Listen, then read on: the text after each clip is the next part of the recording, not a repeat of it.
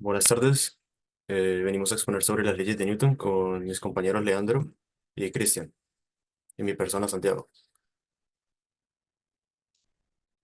Les vamos a dar una breve introducción para adentrarlos al tema y luego seguiremos con la primera, segunda y tercera ley, y al final unas breves conclusiones de toda la exposición.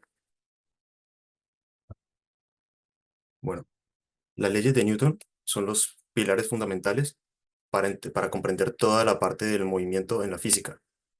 Estas fueron formuladas por Isaac Newton en el siglo XVII y pues hasta ahora han sido validadas y han orientado en toda la parte de investigación y como he dicho, han sido los pilares para la parte de la física y de la ciencia a lo largo de la historia.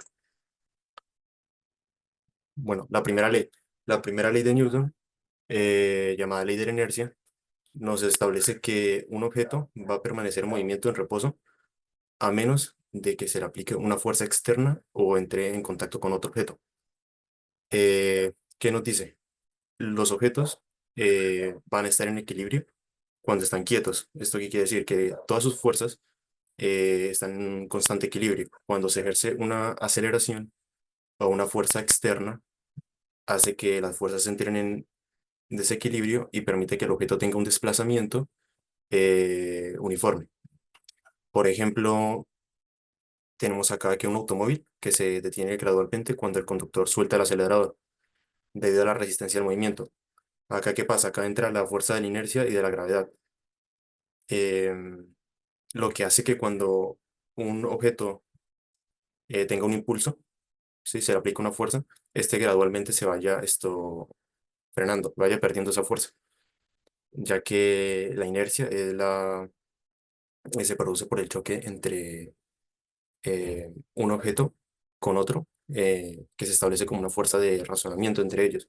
Además de eso, está la fuerza de gravedad que ejerce una presión hacia un objeto hacia abajo, hacia la Tierra. Entonces esto hace que se vaya frenando gradualmente el objeto. Esto también lo podemos ver en otro ejemplo como patear un balón de fútbol.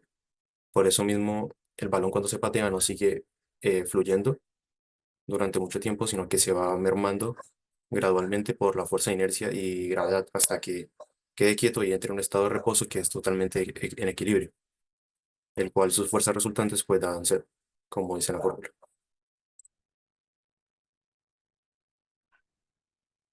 Buenas tardes.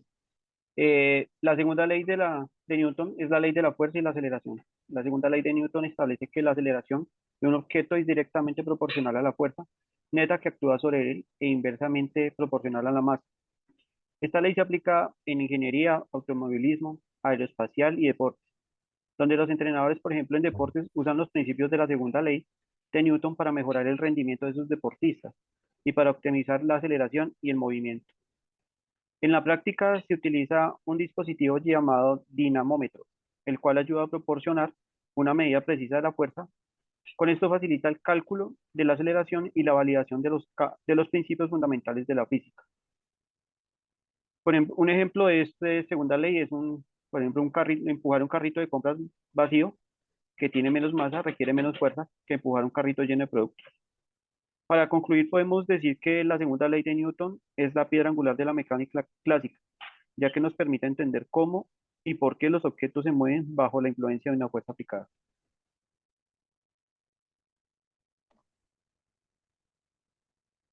Buenas tardes para todos. A mí me corresponde la parte sobre la tercera ley de Newton. Y esta ley, también conocida como el principio de acción y reacción, es fundamental para entender cómo interactúan los objetos en nuestro mundo. Entonces, a eso vamos a que la tercera ley de Newton establece que para cada acción hay una reacción igual y opuesta. Esto significa que siempre un objeto A ejerce una fuerza en un objeto B y el mismo objeto B ejerce una fuerza de igual en magnitud en misma dirección opuesta sobre el objeto A.